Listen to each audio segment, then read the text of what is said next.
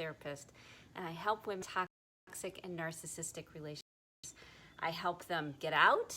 I help them change jobs. I help them get their mental health and their achiness and their chronic fatigue and their inflammation and their support system and, just the whole shebang.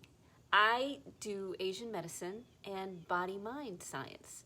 And we put these together, add a little bit of shamanic work, and we put it together to help you get a really great foundation so you can make the best decisions for your life, no matter what your situation is. You're able to come from a clear place of strength and understanding and compassion and really be the driver of your own ship, the captain of your own ship. And that's the core. So today we're going to be talking about self-sabotage. So first of all, my interpretation of self-sabotage. Self-sabotage is when we have memories, traumas, nervous system reactions, chemical imbalances, ideas, experiences that cause us to make choices which are not in alignment with where we want to go, with who we want to be, with the person that we want to be. And so a lot of those, I'd like to say, you don't know what you don't know. So self-sabotage basically is you not knowing a bunch of things and instead responding or reacting to the beliefs and ideas and traumas and overwhelm and triggering. Those are the things that make the decisions, not a bigger, healthier, more balanced perspective, which you were never taught. So I'll give a good example of self-sabotage.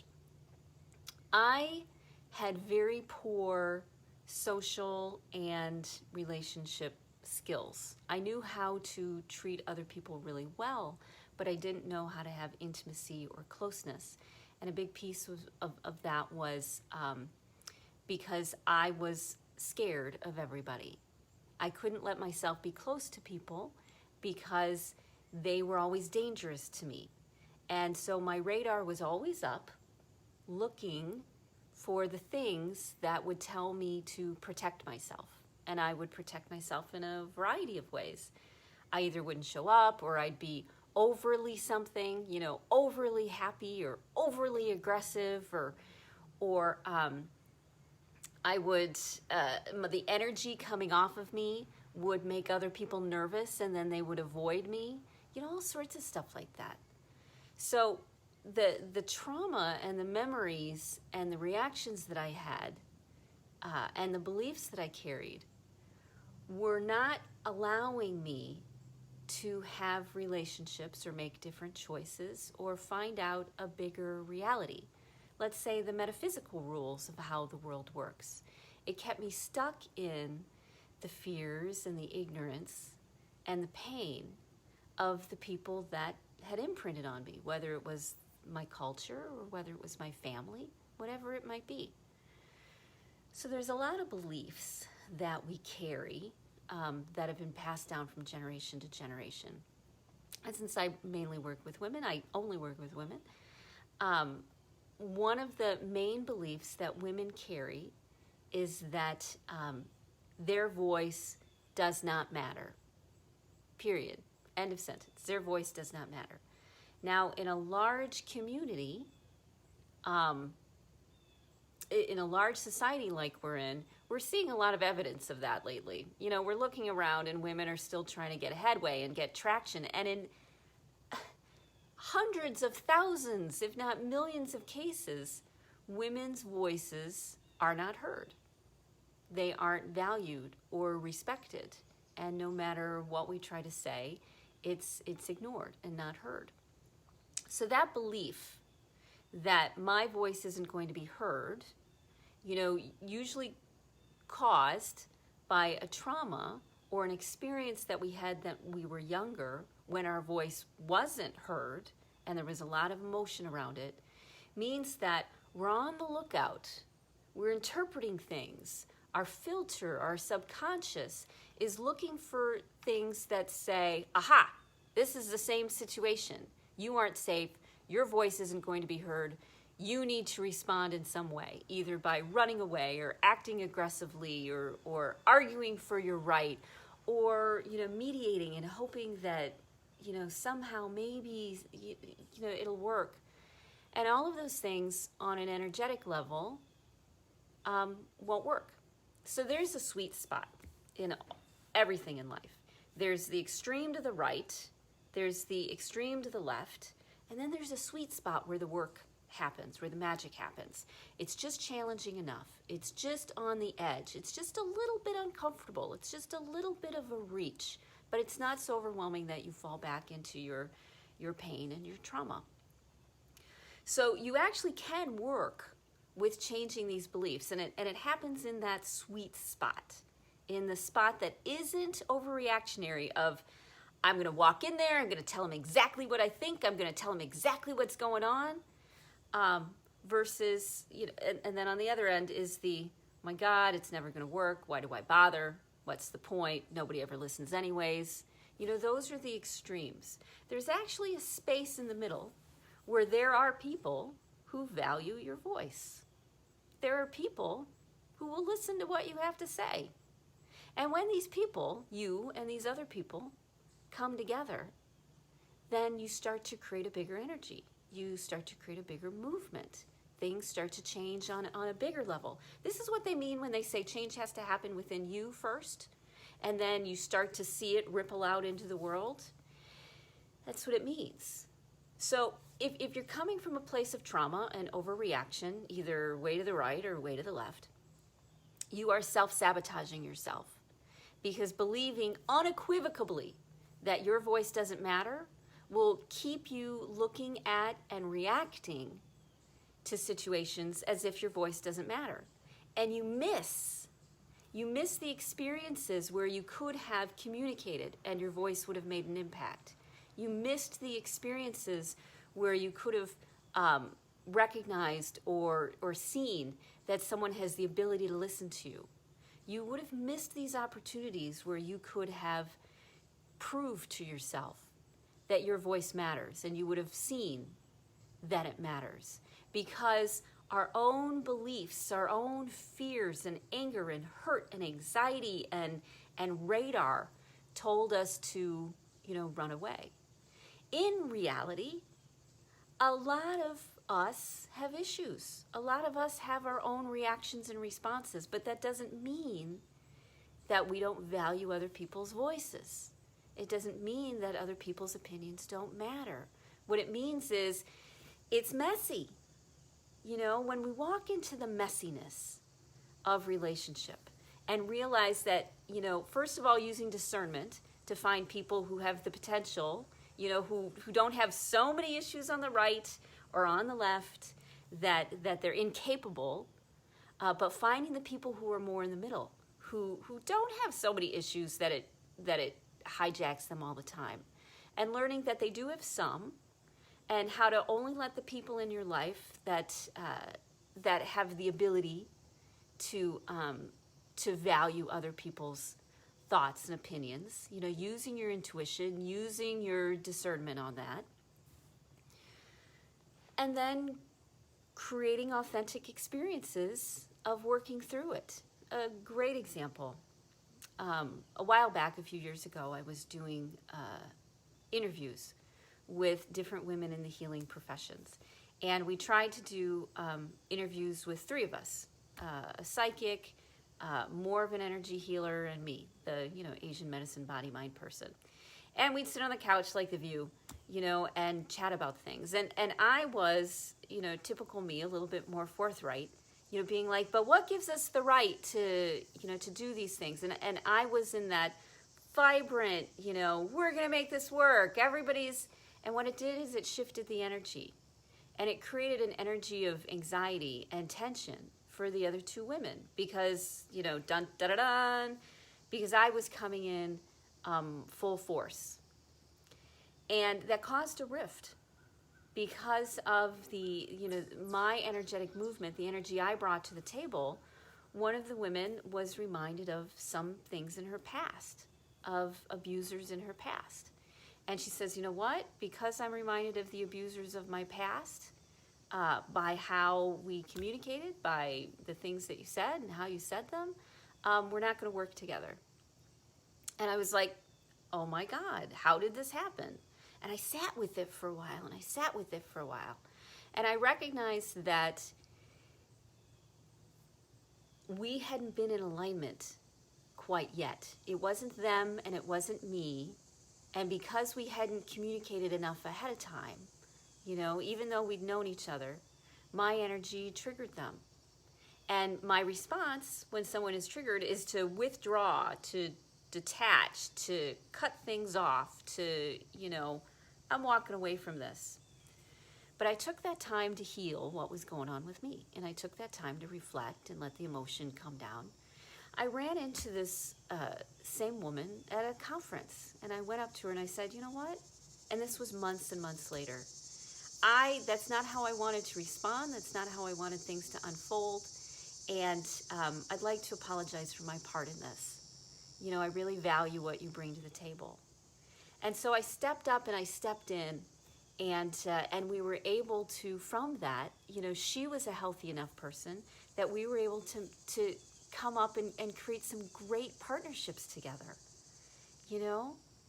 So my self-sabotage was my energy, my aggressiveness, my too far to the right, and then when things went wrong, it was my pattern then of going too far to the left. But when you come into that sweet spot, you start to realize, oh, people have issues and challenges and bumps in the road just like me. And they have upsets, and their radar is looking for whether they're going to be safe or not. And they're reacting to things, and I'm reacting to things. And you know what? Let's look at this whole thing with a little bit more compassion, with a little bit of more understanding than I've been putting into it. Not whose fault it is, but realizing, okay, maybe we pushed the energy a little bit. And we're two human beings doing the best we know how, and how are we going to navigate it? Not everybody's like that. I'll totally give you that. Many people have a lot of wounds and they're confrontational. However, on the other hand, a lot of people aren't like that. A lot of people have some issues and their radar is going and they're looking to protect themselves and have insecurities. But if we ride the wave of it, if we realize that we get triggered, if we feel it, if we allow it to, come back down, then we can heal the belief. For me, the belief was that I can't trust women. And because I can't trust women, I need to run away from them as soon as there's something that demonstrates to me that, they're not trustworthy. Me looking for the cues, me looking for the red flags. That's the lie. The lie that everything is so polarized. The truth is that a lot of people are good people. And when we have respect and honor and care for their issues, and respect and honor and care for our issues, then we can do things where both of our voices are heard. But my reactions, my pain, my memories, my beliefs keep us from allowing the process to unfold. I liken it to a roller coaster.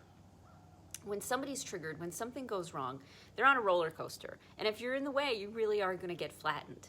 You have to allow and hold some space for them to go through the whole ride of their roller coaster, and for you to go through the whole ride of your roller coaster, and then meet when it's done. Be supportive and present when it's done, or even while they're on their ride. If we either internally for ourselves try to stop that process of movement and healing and evolution, if we cut it off, if we trap ourselves by judging, and judgmental is one of the biggest, being judgmental of ourselves or other people is one of the biggest blocks to happiness. If we stop the process by being judgmental about ourselves, like, I shouldn't feel this way, why is this coming up, why is this happening to me again, I'm not going to bother, I'm just going to walk away, then we don't get the full experience. We don't get the full understanding or the healing of what's happening. Instead, We still stay stuck, locked into the ride, never ending, or, never starting. We don't allow it to unfold. And it's our beliefs, and it's our ideas, and it's the things that rock solid we believe because we're frightened, or we have trauma or memories around it that we've never allowed ourselves to feel. It's our nervous system reacting. It's our body flooding. It's that subconscious reaction of recreating that situation. Why do we recreate these things? We recreate them so that we have the opportunity to come up with a different ending and find out a bigger truth. And the bigger truth is, you're absolutely right. To some people, your voice does not matter. But to other people, it does. And when you believe it does, when you look for the people that, you might be able to, there's potential. And you're someone who's there's potential. And you believe that your voice matters. Then you start looking for a way and finding ways to communicate better. It's not simply a reactionary of a reminder of a fear that you had. So narcissist trauma plants nervous system reactions, emotional reactions, and beliefs in your brain that keep you trapped. And we stop the self-sabotage when we question everything. I had a wonderful mentor who would say, everything that they taught you was a lie. And so if you question everything, is this really true? Is this a balanced perspective? Is this a perspective that's coming from fear, or a perspective that's coming from, from a place of experience? And if you don't have experience, then you get to do some tests. You get to test things out.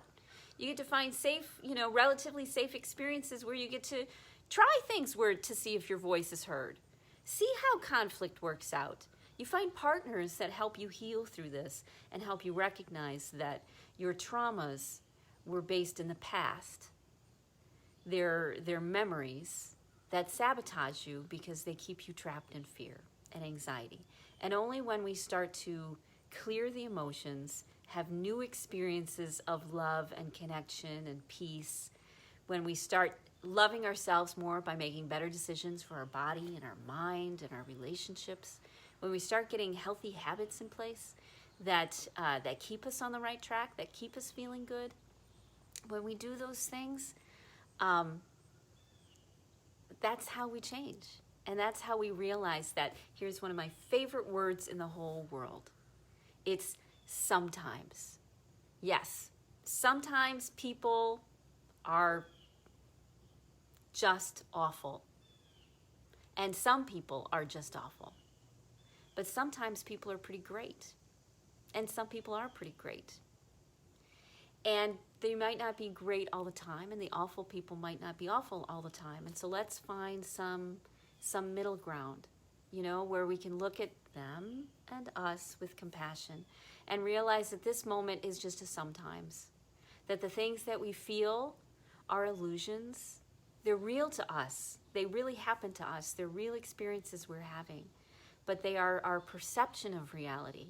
They are not the bigger, the greater reality, which is there are kind people, there are loving people, there are smart people. You have the ability to heal. Your past doesn't have to control you. And you don't have to sabotage yourself anymore. And the way through that is by proving to yourself and proving to your subconscious and all of that the negative beliefs that you hold are not true. They just don't exist. They exist somewhere, sometimes in the right situations, but not all the time. And so we look for the opportunities where our voices will be heard or are heard. We look for the people who have the ability to hear us, even though they've got their own issues and their own roller coaster ride they're going on. Okay? So here's your homework assignment today. I want you to find something that's a little bit out of your comfort zone. I want you to write down some beliefs that you have that seem powerful, like I can't trust women, everybody's out to get me, my voice doesn't matter, no one can see me, things like that. Write them down. And then I want you to come up with a little bit of an experiment. Give yourself some space with it. If it goes wrong immediately, don't fret, because there's a whole roller coaster ride involved, not just the first, bump or the first big drop, and give yourself some space to test it out. Don't test it out on something big. You'll fail, you'll get pissed off, you'll get overwhelmed. Test it on something small. Test it on, somebody who you pass on the street, an acquaintance, somebody who you know is pretty nice, relatively nice, and start trying out some of your ideas or beliefs or tools to see if you can trust people, to see if people can listen to your voice and hear you, and what communication styles you need to have in order to help the people around you hear you better. You get to play with this and experiment. So list out your beliefs that you don't like, that you wish you could change, and come up with one small experiment today where you can prove yourself a greater truth. And proving to yourself those greater truths stops self-sabotage, because it's no longer your trauma, and it's no longer your memories or your child mind or your negative beliefs or the brainwave patterns that you've got that are making your decisions. They're actually made not on the past, they're made on the life you're creating for yourself now. Okay? So if you feel stuck in any of this, a couple different ways. One, I've partnered with a narcissist book, Everything You Want to Know About Narcissism. So it's a great reference manual. I do a weekly private coaching group of women around this topic, healing and coping with narcissism. Or you can work with me one-on-one. So you message me, reach out to me. Doesn't matter about your time, doesn't matter about your budget, because what we'll do is we'll come up with a plan that works for you, whether you're working with me or not. Who cares? It's about you getting the help you need. Some people need to, see a really competent psychologist first, or work in conjunction with it, or they need to, get together with a nutritionist first, there's all these sorts of things. So we're not looking about, when we set up a strategy call, it's about how to come up with a plan so that you at least have a roadmap for where you want to go, whether it's with me or whether it's not with me. But if it wants to be with me, then yes, I do one-on-one coaching, and I'm really nice. So I hope you have a great rest of your day, a great Friday, a great weekend, and I'll see you Monday, okay?